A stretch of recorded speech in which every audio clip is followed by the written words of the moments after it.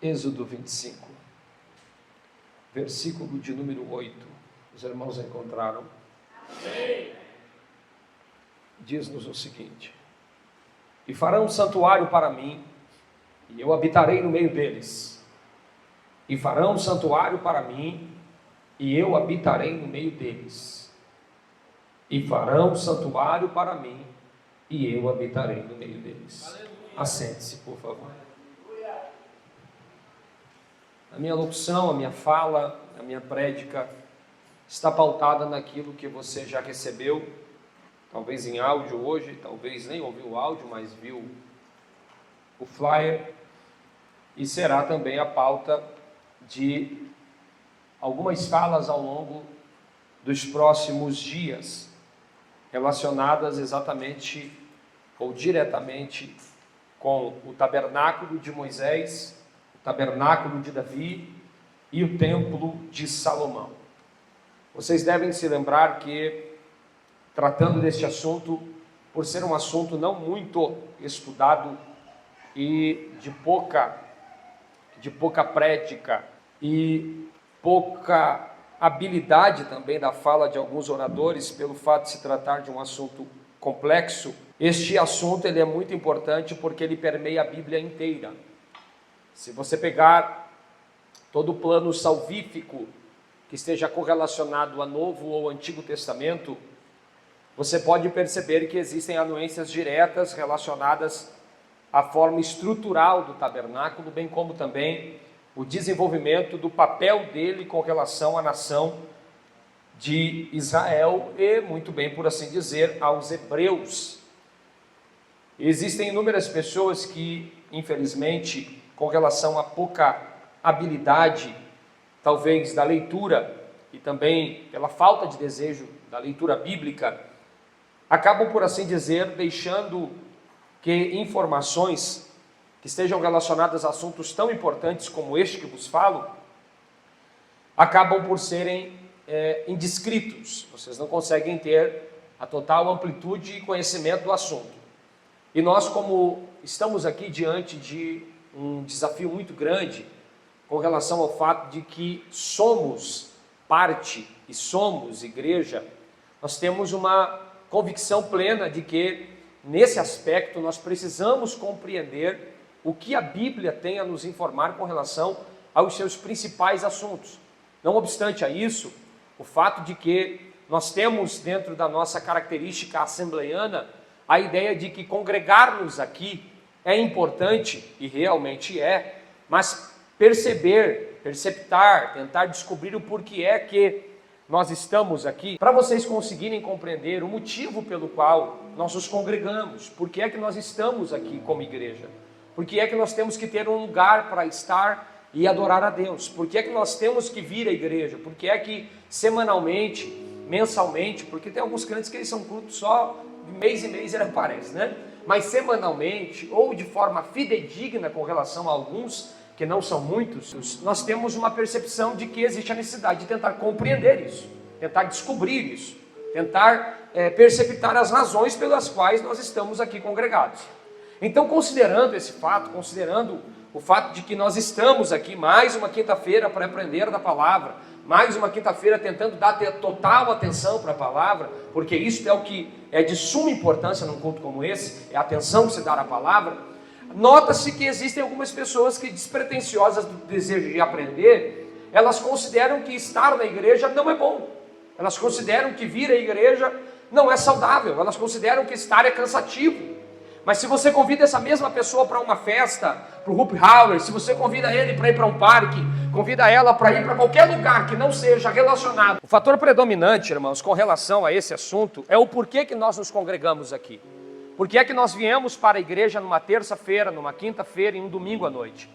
Por que é que nós entramos no santuário e, desejando alcançar o conhecimento da palavra, desejando entender mais, desejando compreender mais com veemência a relação entre Deus, igreja e seu povo, por que é que nós nos congregamos aqui? Por que é que nós temos que ter um lugar específico para estar adorando a Deus? Bom, o simples fato que está relacionado diretamente a isso é o que está descritivo em Hebreus capítulo de número 9. Hebreus capítulo de número 9 é a transcendência relacionada ao que está no Antigo Testamento e fazendo anuência com o que está no Novo. Por quê?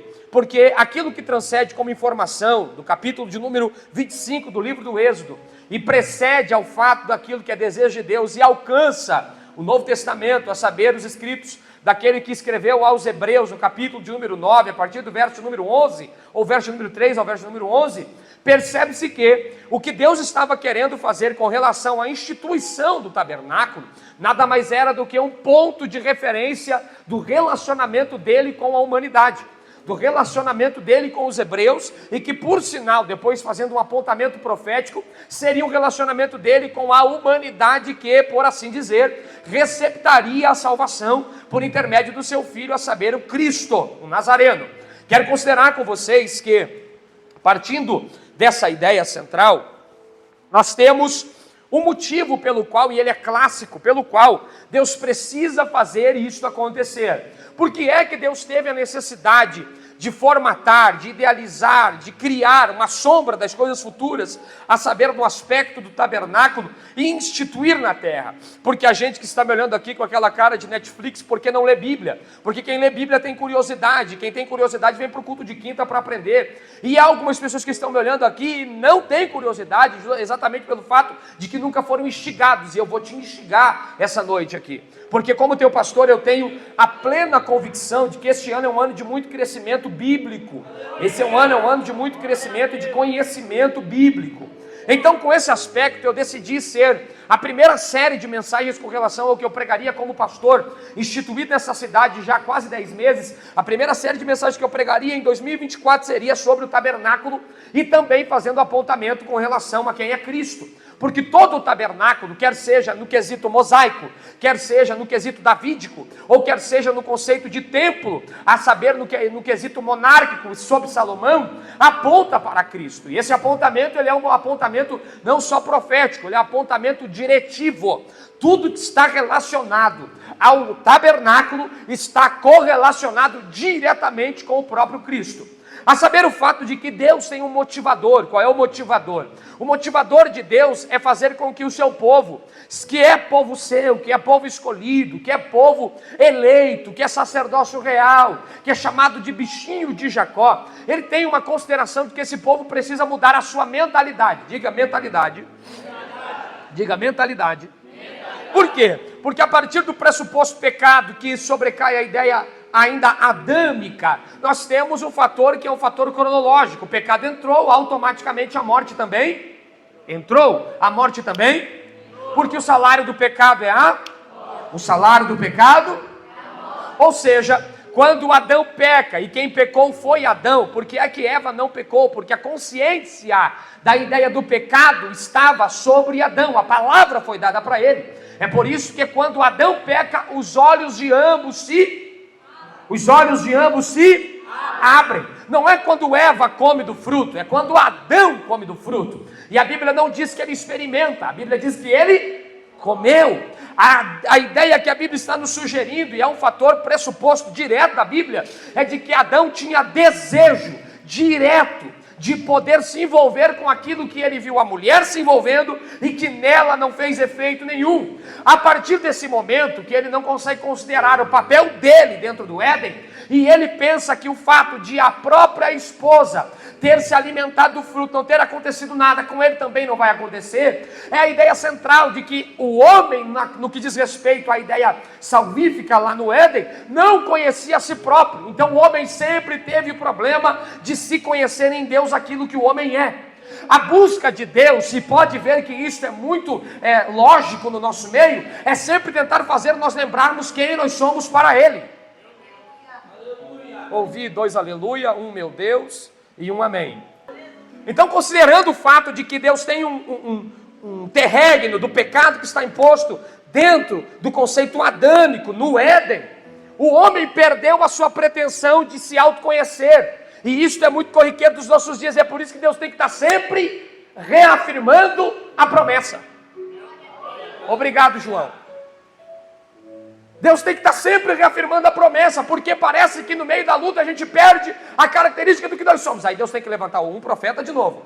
Eis que te digo, amado meu, que tu és filho, que eu te escolhi, que tu és profeta. Irmão, a ideia lógica de que quem sabe o que é em Deus é não depender de profeta. Já começa por aí.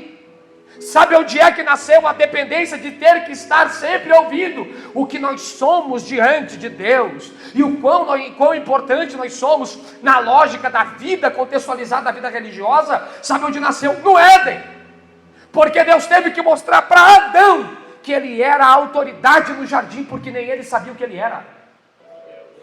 E digo mais, ele não sabia que era a autoridade porque Deus não falou. Ele não sabia porque ele não quis entender.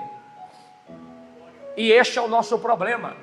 Boa parte das coisas que Deus tem que reafirmar para nós diz respeito ao fato de que nós não queremos compreender que aquilo que Deus falou é uma verdade empírica. Vocês estão me entendendo ou não? Então o que eu quero dizer com isso é que você precisa considerar que tudo aquilo que Deus falou ao teu respeito não precisa ser reafirmado. Uma coisa disse Deus, 2 vezes eu ouvi. O que é que o salmista está querendo dizer com isso? Que Deus, para falar, precisa uma vez só. Quem tem que recordar a memória do que Deus falou não é Deus, é eu. Lembrando que o que Ele fala é supremo. Então, considerando o fato de que o homem perdeu a ideia direta do que ele é em Deus, Deus precisa vir reafirmando. Porém, quando o pecado entra, se instaura. Quando se instaura, vem o período noético, que o período de Noé já é um período onde o pecado está mas tão forte, que a Bíblia chega a dizer que cheirou podre as narinas do próprio Deus. O que eu quero também considerar com você com relação a isso, é que o pecado foi ganhando espaço, força e sendo alimentado.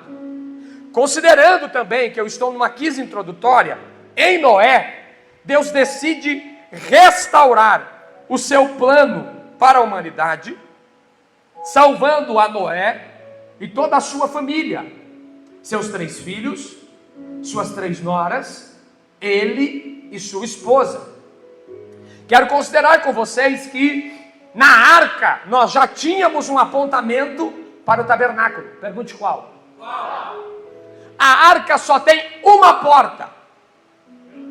Assim como o tabernáculo também teria apenas uma porta. Se no tabernáculo a porta tinha 5 metros de altura por 20 de largura, logo, obviamente, na arca há uma pretensão de que a porta tenha 2,5 metros de altura por 5 de largura. Ou seja, é a metade da medida que o tabernáculo teria como apontamento. Então já tinha uma maquete da parte de Deus com relação ao plano salvífico na arca, fazendo apontamento para o tabernáculo. Quero considerar com vocês também o fato de que, partindo desse pressuposto, nós temos uma relação entre Deus, Noé, que está ligado diretamente ao conceito de aliança. Repita, aliança. Essa aliança não diz respeito àquilo que você costumeiramente aponta para o céu e diz para o teu filho, olha o arco-íris, até porque o apontamento relacionado à palavra arco-íris é uma relevância que está considerando o fato de que o peso de um sincretismo religioso é mais importante do que a Bíblia fala, porque a Bíblia não chama de arco-íris, a Bíblia chama de arco de cores. Se a tua Bíblia está escrito arco-íris, jogue fora, rasgue, porque essa Bíblia não presta. A versão bíblica que se considera ser a versão que respeita o hebraísmo no que pesa o Antigo Testamento, diz respeito a esta fala: e um arco de cores foi posto no céu, como sinal da aliança entre Deus e Noé. Que aliança é essa? Que até os dias odiernos ela aparece de vez em quando.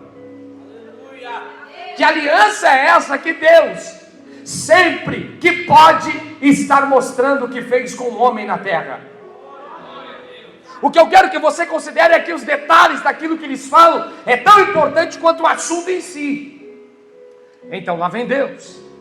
O pecado continua a ganhar espaço. Chegamos ao período patriarcal.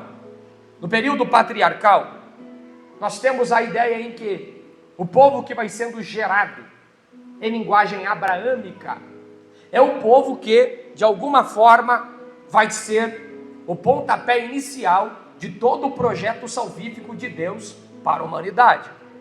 Nós temos em Abraão, em Isaac e em Jacó o sopé daquilo que nós consideramos ser o fundamento da fé hebraísta, bem como também temos em Abraão, Isaac e Jacó o fundamento da fé cristã, porque eles são os três pilares patriarcais. Eu estou falando do conceito patriarcal, patriarcais no que diz respeito ao relacionamento entre Deus, o homem e a humanidade. Então, a Bíblia nos informa que saindo de Abraão, Isaac e Jacó, a humanidade é instaurada no aspecto hebraísta. Aqui não são judeus, eles são judeus a partir do momento que se tornam nação. Ali se tornam judeus. Aqui eles são ixos. Repita, ixos. Repita, ixos. Fale, ixos. Aprendeu a falar hebraico. Eles são ixos. E o que são ixos? Aqueles que cortaram as águas. Não entendeu? Tá, deixa para lá. Eles são hebreus. Eles são ixos. Eles são um povo que Deus escolhera. Só que o povo que Deus escolhera está passando por fome na terra em que o pai Jacó está instaurado. Houve fome na terra. E por haver fome na terra, você deve se lembrar que o filho de Jacó, José, está governando. Está com o cetro de autoridade. Aonde? No Egito. E descobrindo a necessidade do pai por intermédio dos irmãos, ele manda um convite, convidando os irmãos, que aproximadamente 70 pessoas, 73 pessoas, entraram a convite de José e também de Faraó dentro do Egito. Eles crescem, a popularidade aumenta, o conceito de natalidade não pode mais ser segurado. As hebreias geravam filhos de uma forma muito rápida. Elas tinham filhos de uma forma tão rápida que quando as parteiras Sifrá e Puá chegavam para tentar no dedo dominante da palavra do faraó, que já não conhece a história de José e que não sabe do convite que foi dado aos hebreus para entrarem na terra do Egito, e que desejando ter sangue no olho para matar todos os meninos, ele manda Sifrá e Puá matar os meninos. Quando Sifrá e Puá chegam, é isso que elas dizem para Faraó: quando nós chegamos lá, as hebreias são tão fortes e tão valentes que elas sozinhas já geraram. E deixa eu pegar o gancho. Posso? Foi vocês que disseram que eu posso. Para ti que já foi grávida, as mulheres hebreias te dariam aula, porque elas, no meio da ameaça de matarem os próprios filhos delas, elas geravam, escondiam e ainda guardavam os filhos debaixo de proteção, mesmo sabendo que a ordem era assassinato. Elas tinham o peso da responsabilidade sobre elas de guardar a semente daquilo que Deus falou, que era nação escolhida e nação santa. Pastor, mas quem tinha que guardar era Deus. Não, o compromisso de Deus é cumprir o que falou, mas o teu compromisso é guardar aquilo que foi falado. Considero que esse tempo foi um tempo devastador. Foi um tempo muito complicado. Foi um tempo onde eles sofreram muito no final dos anos ainda no Egito. Porque a Bíblia diz que eles ficaram muitos anos lá. Esses muitos anos que eles ficaram lá, teve como uma vírgula direta e profética da parte de Deus, um homem por... Quando quando você ler a Bíblia, Atos dos Apóstolos, quando Paulo chega em Troade, que ele vai pregar a palavra, Moisés é o nome que ele recebeu de uma egípcia. O nome de Moisés não era Moisés. E eu não quero considerar isso agora, porque isso é assunto para outra 15 de mensagens. E quem foi de Gramado comigo sabe que só lá eu gastei quase 5 quintas falando só sobre Moisés. Então Moisés é o camarada que Deus vai usar. Para quê? Para libertar o povo da mão de Faraó. Note que os motivos que Deus deu para Moisés chegar para Faraó e falar que era necessário tirar o povo do Egito são motivos complicados. Primeiro, Deus disse que queria o povo para adorar. Depois disse que quer o povo para cultuar. Depois disse que quer o povo para sacrificar. As tentativas de Moisés vêm com um pedido. Qual é o pedido? Um apontamento. Que apontamento? Eu quero o povo só para mim. Tá, tudo bem.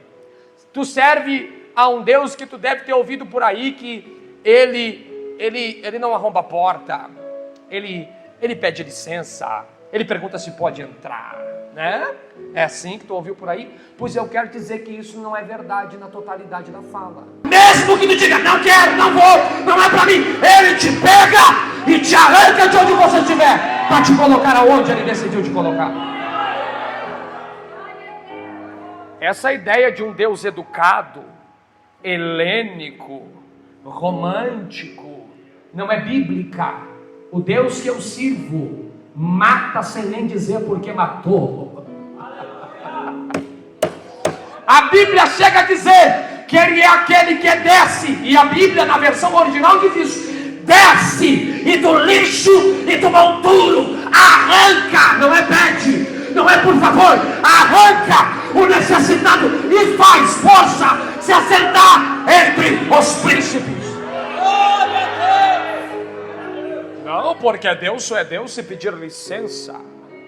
Deus só é Deus se pedir por favor. Deus é um Deus educado. Deus é um Deus querido, amável. O cara legal, o cara lá de cima, o cara da Xuxa é as potestades dos infernos que habitam nas regiões celestiais. O meu Deus, a Bíblia diz que quando ele desce na terra, faz tremer os outeiros. E olha o que a Bíblia fala, e que até as estrelas ele chama uma por uma pelo nome. Quer mais? Deus pede licença. Deus não arromba. Quer mais? Então lá vai. Quer a Bíblia? Então toma. E chamou para si os que ele quis. E vieram. Não tem dizer não. E vieram. Não tem fazer bens. E vieram. Não tem dizer eu não quero. E vieram. Não tem dizer hoje eu não vou. Hoje eu não quero. E vieram a ele.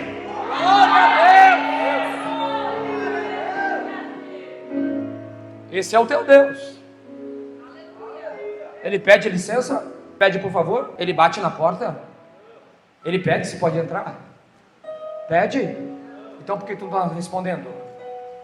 Porque a gente foi criado numa ideia religiosa, esse é o problema do religioso, ele repete o processo sem nunca tentar entender e estudar. Hoje à tarde eu consegui bater a minha meta, pergunte qual? Eu li 3 livros à tarde, 3, meu irmão. Mama, me deu um desejo assim de comer livro. E considerando esse fato, se Deus é o Deus que decide, ele tomou uma decisão. Qual é a decisão? Eu vou arrancar esse povo dali. Não interessa. Eu vou arrancá-los de lá. Estão enraizados? Estão, porque o conceito de cultura já estava miscigenado. Já estava tudo misturado, irmãos. Pensa numa coisa nojenta. É quando a miscigenação entra na vida do crente. É quando o santo e o profano se misturam. O povo estava misturado. E aí? E aí que quem se mistura perde a identidade. Pegue um brasileiro que já mora nos Estados Unidos. Eu tenho uma prima que está cursando, acho que é medicina, nos Estados Unidos. A minha tia conversando comigo disse que ela já tem dificuldade de falar o brasileiro, falar a linguagem do brasileiro, que é o português. Por quê? Porque ela está tão envolvida naquela cultura que a identificação original dela, do que ela foi gerada, Brasil, Caxias do Sul, Hospital Fátima, já não serve mais. Esse é o problema da mistura. Porque conforme você vai se misturando, a tua identidade vai se perdendo. Vocês querem Bíblia? Eu estou só introduzindo, eu nem cheguei no tabernáculo. Houve uma mistura. Essa mistura fez com que o povo que adorava a Deus de dia adorasse a Ra à noite.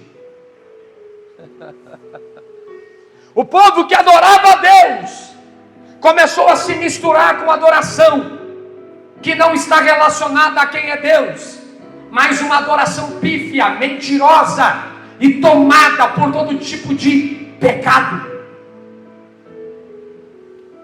A Bíblia nos informa que esse não foi o pressuposto motivo que Deus quis tirar o povo de lá. Não. Deus quis tirar o povo de lá porque o projeto dele não estava relacionado com a estada até a morte no Egito. Agora, o que eles eram em Deus seria recuperado. Pergunte como? Pergunte como? Voltando para a essência. Quer recuperar as características de quem você é em Deus? Volte a orar como você orava. Viu como o aleluia vai embora e o glória a Deus vai para o banheiro? Quer recuperar quem você era em Deus? Volte a assumir esse altar aqui quando te derem para tu cantar, a cantar com a mesma simplicidade, que eu não estou falando de técnica vocal, tu tem que aprender, tem que estudar. Eu estou falando de simplicidade de coração, humildade, sabendo que tu não é melhor do que ninguém, que tu não é mais do que ninguém, que tu não é mais capaz do que ninguém. Tu é alguém que Deus escolheu e levantou. E levantou. Para quê? Para não perder a identidade da paternidade que Ele colocou sobre você. Perderam a identidade. E aí? E aí que é exatamente por isso. O que, pastor? Que eles vão viver um êxodo. O que é o êxodo? O êxodo é a saída. O que significa êxodo? Ok, beleza, parabéns para você. Mas e o que significa Shemot? Porque o título original no hebraico é Shemot. Fala, Shemot. Não é Shemot, é Shemot. Vai, Shemot. O T é mudo. Você sabe o que significa Shemot? Identidade.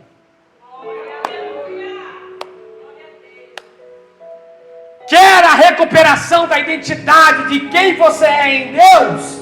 Saia de alguns lugares. Eu vou falar, Jesus. Quer recuperar a identidade de quem você é em Deus? Saia de algumas amizades.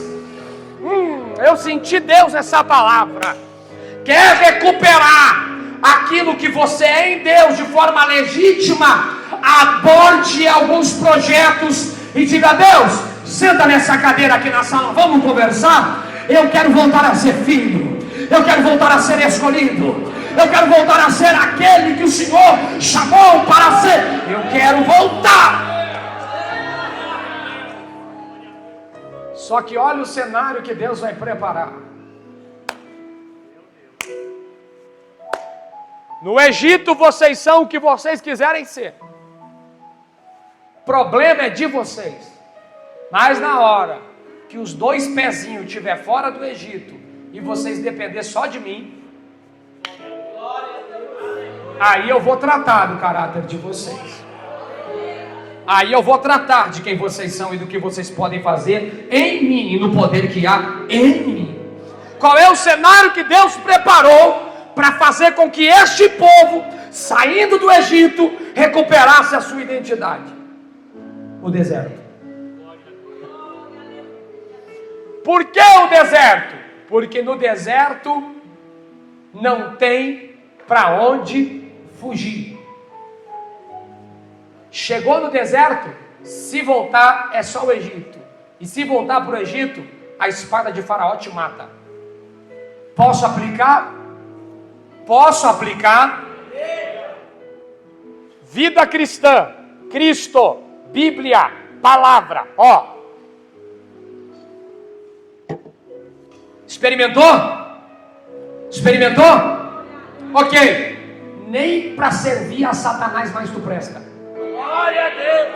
É por isso que Deus precisava permitir a ira de Faraó se acender. Porque se alguém quisesse voltar, não tinha como voltar. Se voltasse, a espada seria posta ao pescoço. É por isso que nem para Satanás mais tu serve. Pastor, mas eu sei que se eu desviar, o diabo vai estender na minha vida. Sim, mas ele nunca vai poder confiar os planos dele a você. Porque ele sabe que se o hino da harpa 15 tocar no rádio, tu vai assobiar, tu vai cantarolar, tu vai lembrar.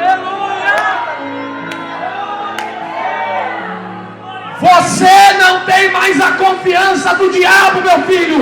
E daí, pastor? E daí que isso me alegra? Para Deus, você é valioso.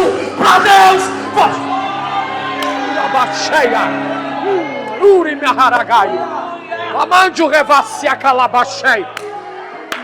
Para os homens nessa terra, nós perdemos o valor quando saímos de uma empresa, quando saímos de algumas amizades, quando saímos de alguns setores relacionados à vida interpessoal. Mas para Deus não. Para Deus não. Para Deus não é filho.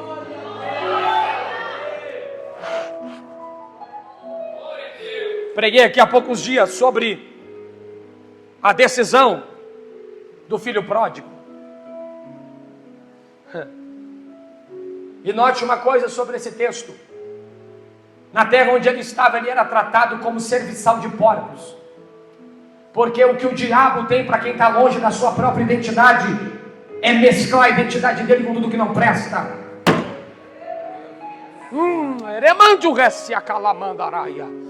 E eu quero dizer algo para alguém que entrou aqui essa noite se perguntando: será que esse ano eu vou conseguir ser crente o ano todo? Será que esse ano eu vou conseguir me envolver no coral?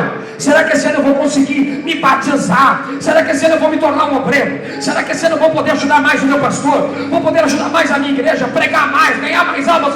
Eu quero dizer que se houver desejo no teu coração para que isso aconteça, ele não vai te perder para os porcos e nem para o chiqueiro.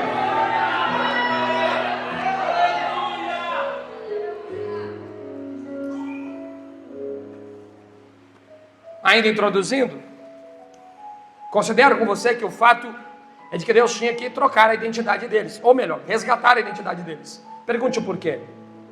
Pergunte o porquê. Porque no Egito eles eram tratados como escravos. Note, chegaram sendo tratados como convidados, terminaram sendo tratados como escravos e saíram para serem tratados como filhos. Por quê? Porque alguns convites têm data de validade. Vou falar de novo, Jesus. Alguns relacionamentos têm prazo de validade. Alguns lugares em que você habita, Deus está precisando fazer um reboliço para ver se te arranca de alguns lugares, de algumas pessoas, de alguns ciclos, para fazer você entender que aquilo que era um convite e parecia ser belo, te tornou escravo, e parece que tu te tornou dependente daquilo. Deus vai quebrar essa dependência, te arrancando e te colocando num lugar onde você vai depender mais ainda. Do que? De quem me ajudou até agora? Não, de quem te levou para esse lugar de dependência total. Lá vem Deus, o projeto é mirabolante. Sabe por quê? Porque esse projeto foi apontado para o próprio Faraó. Eu quero que esse povo vá me fazer uma festa no deserto. Irmão, quem é que faz festa no deserto, irmão? Hã? Quem é que toca pandeiro no deserto, irmão? Quem é que estoura foguete no deserto, irmão? Quem é que enche balão no deserto para fazer festa? Come bolo, come torta, salgadinho? Ninguém, meu irmão. Então é absurdo? É. Por quê? Porque para Deus a festa não se daria pelo fato do lugar onde se estava, mas da escravidão que se saiu. Aleluia. Vocês hoje estão devagar.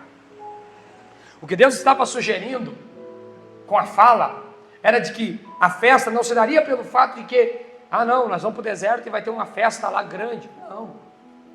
A festa se dá pelo fato de não ser mais escravo, de não estar mais debaixo das algemas que me prendem e que me escravizam a ponto de eu achar que morrerei debaixo dessa dependência. Deus chama Moisés para uma conversa. Ele recebe a incumbência de levar esse povo para o deserto. E conforme os dias vão correndo, você vai perceber que não demorou muito para Deus tomar uma decisão com relação ao povo. O povo decidiu sair das suas casas, diga as casas, e habitar no deserto sem ter casa alguma. Que declaração é essa? Essa é uma declaração de amor. É uma declaração de honra e de lealdade à liderança. E eu vou aplicar porque está no texto.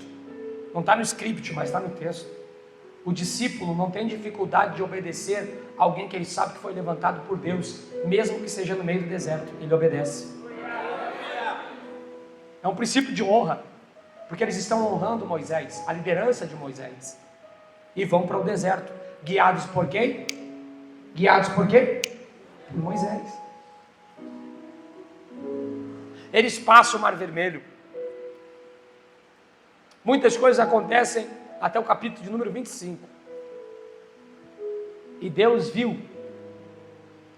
que neles havia a probabilidade, a possibilidade de se relacionarem com Ele. E aí ele chega para uma conversa com Moisés. Depois de dar as tábuas da lei, ele diz a Moisés qual é a vontade dele, de forma cronológica. O fator aqui é cronológico. As tábuas da lei já estavam nas mãos de Moisés, porque Deus institui a lei para depois instituir o fator relacionamento, porque todo relacionamento tem que ter limites. Os limites estão relacionados a um decálogo. Esse decálogo é instaurado já com consonância ao que vai acontecer no capítulo de número 25. Por quê? No capítulo de número 25, Deus, além de dar as diretrizes de como se relacionar, de como se envolver, olhe para cá, por favor, de como demonstrar o desejo dele para a humanidade e, por assim dizer, para os hebreus, Deus decide então, numa conversa com Moisés, declarar o seu amor para o povo. Como, pastor? Ele olhou para Moisés e disse assim: eu quero habitar no meio de vocês.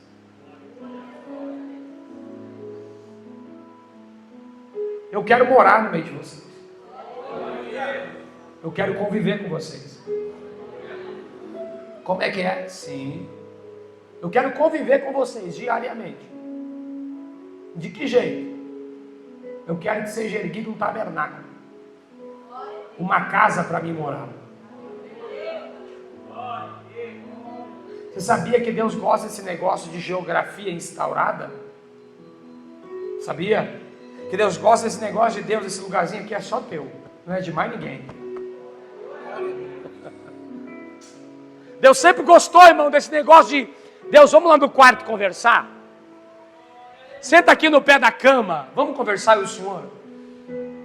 Deus sempre gostou daquela ideia de sofá da sala e ele sentado do teu lado. Ele sempre gostou. Ele sempre foi apaixonado por esse negócio. Por quê? Porque isso declara de forma direta que ele tem um espaço na nossa vida e que tem um lugar que é só dele. Eu não estou falando de coração, porque isso aqui não pode ser a habitação de Deus. E coração na Bíblia é mente. Aqui é onde Deus deve habitar. Isso aqui é um músculo pulsante. Agora isso aqui é o que faz com que todo o teu corpo, em forma direta, relacionada aos teus pensamentos, desejos, ambições, consiga se apontar para o seu futuro. Então a tua mente é o que desenvolve se Deus é na tua vida em algum lugar ou não. E o que é que Deus quer? Deus quer um lugar para Ele conversar com o povo. Deus quer um lugar para Ele ter contato com o povo. Deus quer um lugar onde Ele possa estar no meio do povo. Eu quero considerar com vocês, de forma muito explícita, algumas coisas bem importantes a saber dessa predisposição de Deus em colocar o povo ao seu entorno, para que esse povo pudesse se relacionar com ele. Imagine que você está olhando de cima para baixo agora, ok? Ok. De cima para baixo, você está olhando o povo que Deus arrancou do Egito. Olhando de cima para baixo, você vai ver o tabernáculo no meio. Imaginou o tabernáculo no meio? Ok. Atrás do tabernáculo, bem atrás do tabernáculo, estavam as tribos de Manassés, Efraim e Benjamim. 3 tribos, repita, 3 tribos.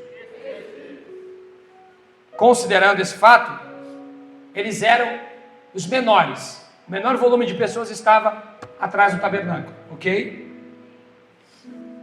Ao lado sul, que seria, olhando de cima, o seu lado esquerdo, estão as tribos de Gad, Simeão e Rúben, que são entre torno de 150 mil, 152 mil pessoas. Já é bem maior, quase que o dobro do que foi colocado acima, ok?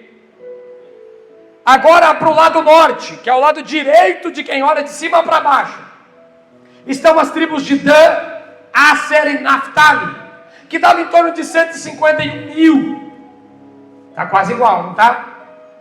Quase igual, não? Mas ainda a parte de trás é a parte menor. Lá vem a parte maior. Judá, Issacar e Zebulon estavam de frente para o tabernáculo, dando a possível contagem de aproximadamente 300 mil pessoas. Agora eu quero fazer uma pergunta e você me responde. Eu estou falando de tribos. Se você olha de cima, tabernáculo no meio, um pouco acima, 3 tribos, de números iguais, direito e esquerdo, 3 tribos, e o número mais expansivo na parte de baixo. Qual é a imagem que forma na tua cabeça olhando de cima para baixo? O quê? O quê? Uma cruz.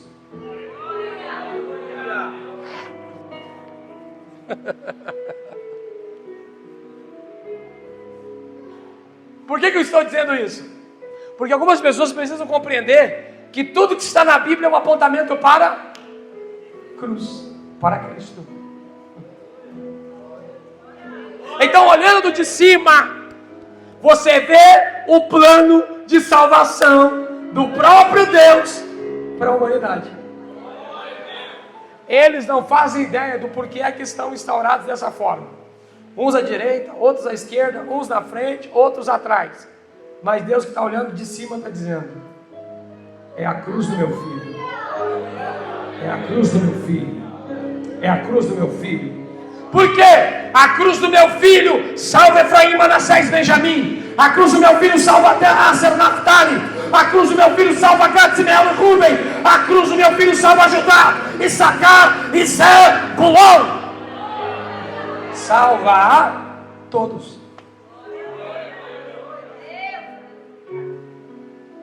A dispensação é exatamente essa. E Deus diz: eu quero habitar no meio. No meio eu quero estar.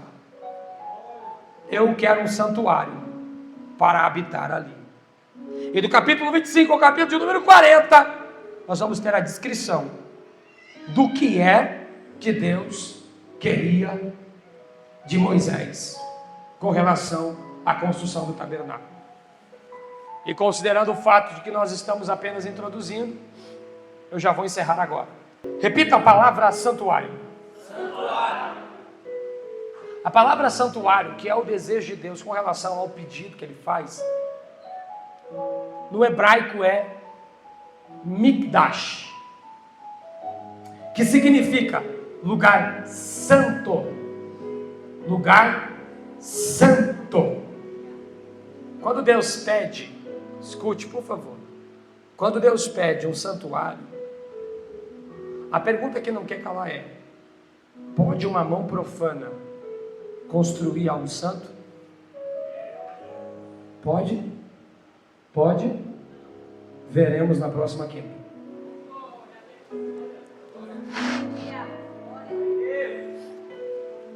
Vamos orar?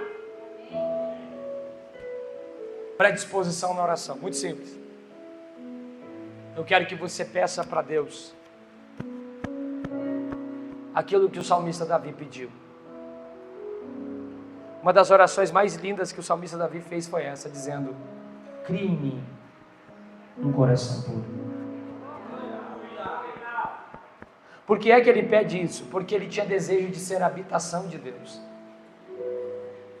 É óbvio que nós vamos chegar lá, mas você deve saber que você é santuário do Altíssimo. Você é uma escolha de Deus. De onde Deus te arrancou, do que Ele te curou, aquilo que Ele já fez na tua vida. Dignifique a Ele o adorando sempre. Você é uma escolha de Deus. Talvez há alguém entre nós, e pode acontecer que haja, que perdeu a identidade. E quando dobra o joelho, não se sente mais hábil, não se sente mais como um filho. Talvez alguém entre nós, que as escolhas que fez ao longo da vida, e a predisposição, no que diz respeito a fazer a obra de Deus, foram afetados por essas escolhas, e você já não consegue mais considerar que você realmente tem a identidade de quem Deus é para você e do que você é em Deus. Talvez você se misturou. Talvez esse santuário aí foi profanado. E quando você ora, você não consegue mais sentir que Ele está entre você e a sua oração. E eu quero orar por você agora. De verdade, eu quero orar por você agora. Nós vamos recuperar a nossa identidade em Cristo. Nessas próximas quintas nós vamos recuperar a nossa identidade em Cristo.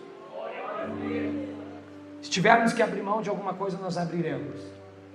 Ainda que doa, ainda que nos fira, ainda que venhamos chorar de uma forma muito contundente e amarga, nós não ficaremos mais no estado em que estamos. Nós queremos a nossa identidade de volta. Nós queremos recuperar a nossa identidade em Cristo. Eu posso orar por você? Posso? Então, por gentileza, feche os teus olhos.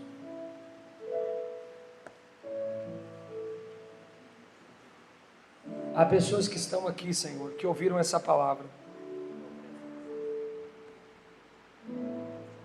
e que talvez essa noite, com base em tudo aquilo que eu já falei,